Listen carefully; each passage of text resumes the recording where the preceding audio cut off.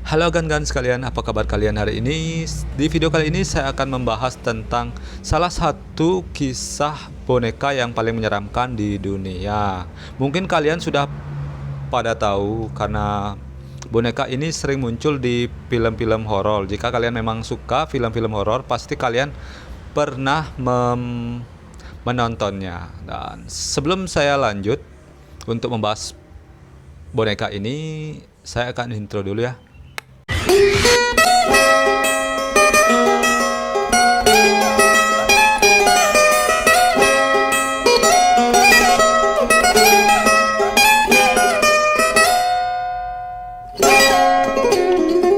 Bagi kalian pencinta horor, siapa sih yang tidak kenal lagi dengan boneka Annabelle? Dikabarkan, boneka ini adalah boneka terkutuk dan bisa hidup sendiri.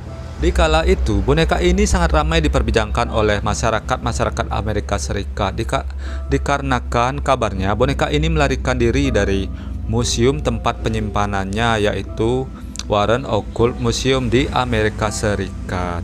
Tetapi pernyataan ini langsung dibantah oleh selaku penanggung jawab dari Museum Warren Occult tersebut. Dia menyatakan bahwa boneka Annabelle ini bukanlah melarikan diri, tetapi boneka ini itu dipindahkan ke tempat lain karena Warren Occult Museum ini akan ditutup tahun 2019. Jika kalian pernah menonton film horornya tentang Annabelle ini, karakter Annabelle ini digambarkan seperti ini. Tapi sebenarnya karakter dari boneka Annabelle ini adalah sebuah boneka Raggedy Ann yang dibeli oleh seorang ibu pada tahun 1970-an di sebuah toko mainan. Ibu ini membeli boneka tersebut untuk dihadiahkan kepada putrinya pada saat hari ulang tahunnya.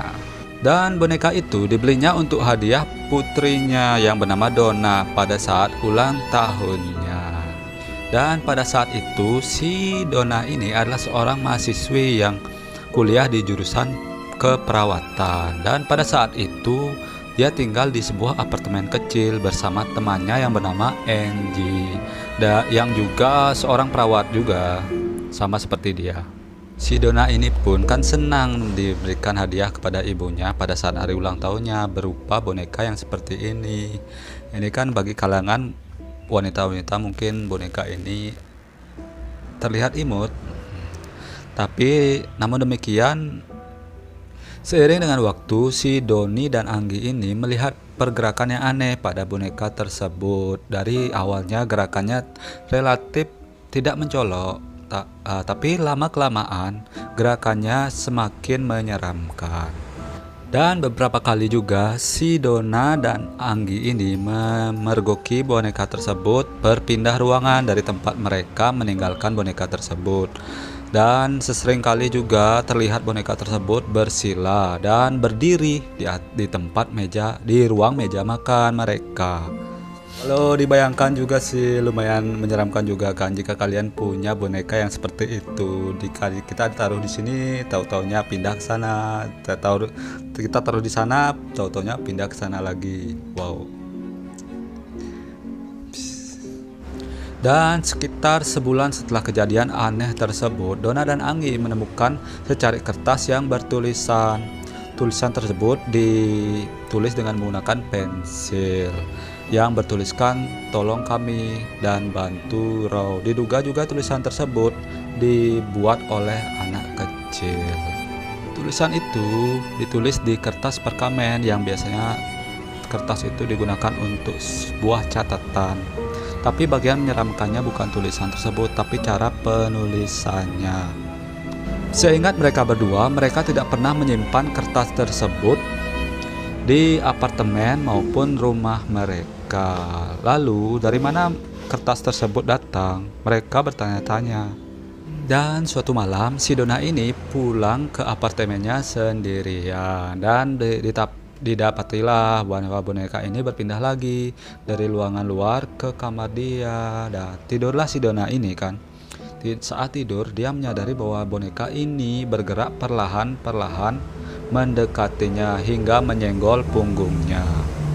Bayangkan ya, jika saja kalian di kamar sendirian, melihat boneka kalian bergerak sendiri mendekati kalian.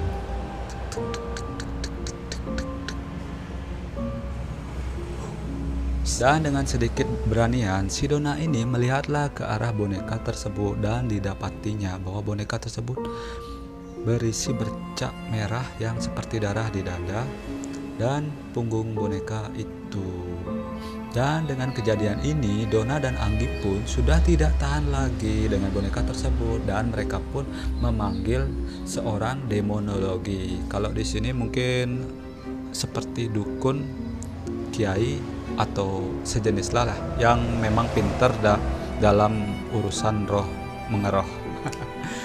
Si Angie dan Donna ini percaya bahwa si dukun ini bisa berbicara dengan arwah dan mendatangkannya.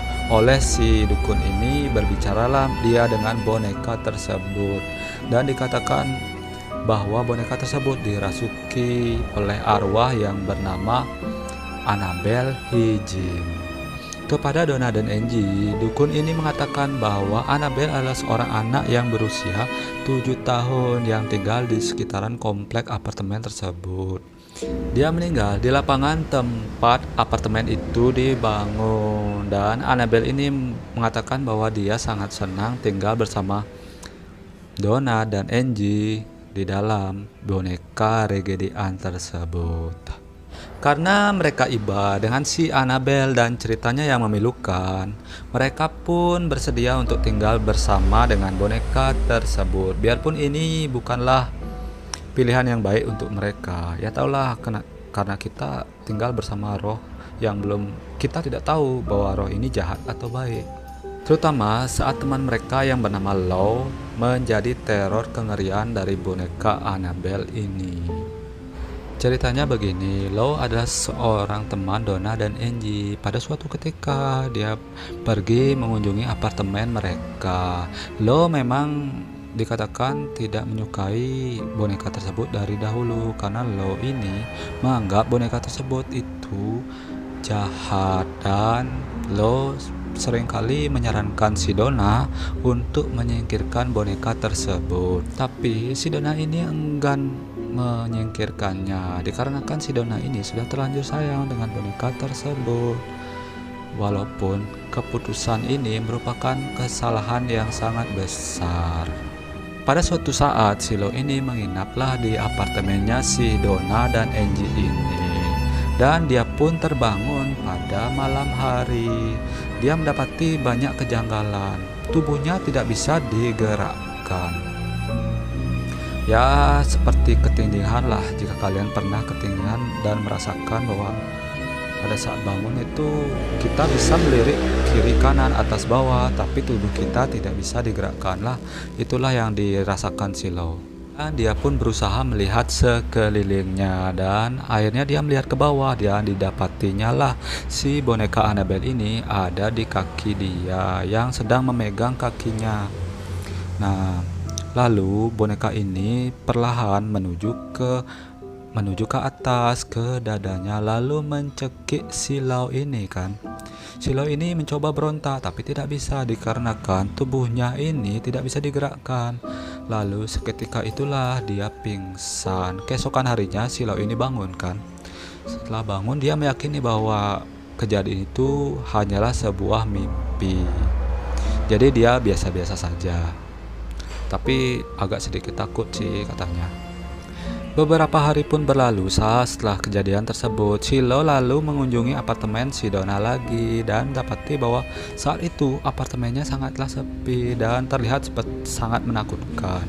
Law juga mendengar ada suara gemerisik-gemerisik yang muncul dari kamar si Donna itu.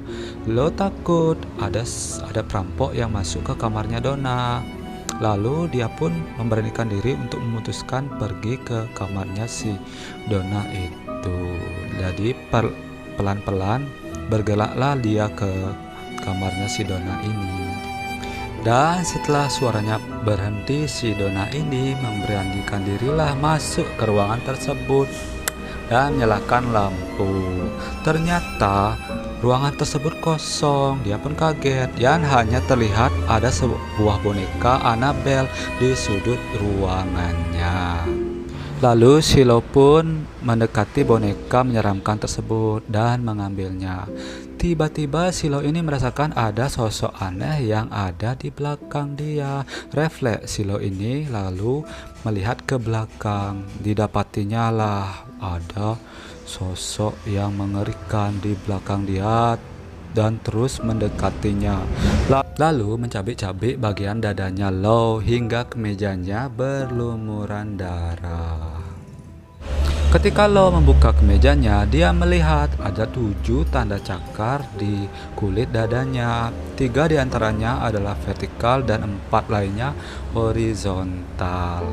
Lo pun menceritakan kisah ini kepada Donna dan Angie, dan Lo menyatakan bahwa luka yang dia dapatkan ini lukanya berasa panas dan seperti luka bakar. Beruntungnya luka ini bisa sembuh di beberapa hari kemudian. Dengan mendengarkan kejadian ini, si Donna pun percaya bahwa ada yang tidak beres dengan boneka kesayangannya tersebut. Dia percaya bahwa Annabelle bukanlah roh biasa, melainkan Annabelle itu adalah roh atau iblis jahat. Lalu Shiloh pun memanggil imam yang bernama Pastor Hagan.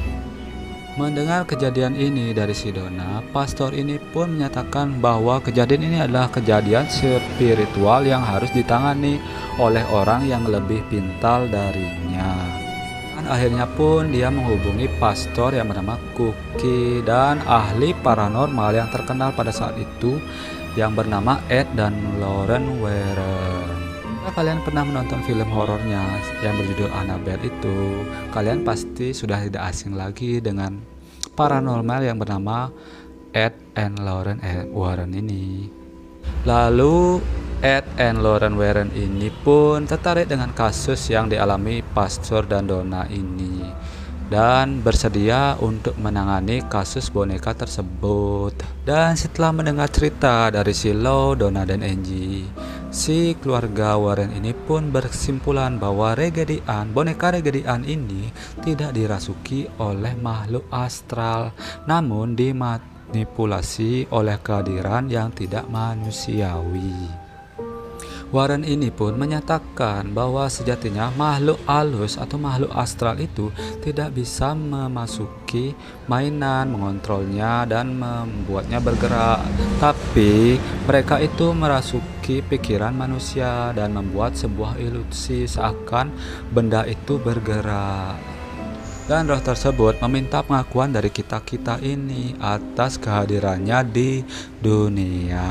Itulah mengapa roh ini masuk ke dalam pikiran kita, seakan kita itu melihat mereka tuh bergerak, melihat benda itu bergerak, tapi sebenarnya tidak. Mendengar hal tersebut, para pastor dan ahli spiritual pun memilih untuk bertindak lebih cepat, karena jika dibiarkan, hal ini akan berdampak buruk pada Donna dan teman-temannya. Dan roh jahat ini mungkin saja suatu saat bisa merasuki tubuh seseorang dan membunuh penghuni apartemen tersebut. Itu yang ditakutkan oleh pastor. Kemudian setelah itu Ed Warren dan pastor pun membacakan ayat-ayat eksorsisme untuk membersihkan apartemen tersebut dari pengaruh-pengaruh roh jahat. Dan mereka pun penghuninya disuruh untuk mendekatkan diri kepada Tuhan agar lebih terhindar dari pengaruh roh-roh jahat. Begitu. Dan setelah melakukan kegiatan pembersihan tersebut, keluarga Warren pun meminta kepada Donna agar mereka dapat membawa boneka tersebut demi pencegahan. Dan Donna pun membiarkan keluarga Warren membawa boneka kesayangannya. Dan akhirnya boneka tersebut pun ditaruh di Museum Warren Occult Museum di Amerika Serikat. Dan setelah itu kisah ini pun menginspirasi berbagai film yang berjudul Annabelle pada tahun 2014, Annabelle Creation pada tahun 2017, dan Annabelle Comes Home di tahun 2019 lalu. Dan itulah kisah dari awalnya boneka Annabelle. Sebenarnya boneka ini bernama boneka Regedien, tapi lebih dikenal dengan boneka Annabelle. Tapi sebenarnya banyak kisah-kisah boneka-boneka yang menyeramkan, tapi yang paling terkenal itu hanya beberapa, termasuk ini juga. Dan sampai sekarang pun boneka ini masih ada di Museum Amerika Serikat. Apakah kalian tertarik untuk mengunjungi, sekedar bertamasya untuk melihat boneka tersebut? Dan bagi pencinta mistis, rasa penasaran itu pasti ada lah ya. Dan bagi yang sudah menonton cerita saya, terima kasih banyak. Jika kalian suka dengan apa yang saya bawakan ini, bisa like, comment, and subscribe ya. Dan saya Hendra mau berpamitan. Happiness Day. Sampai ketemu lagi di video selanjutnya. Oke, dadah.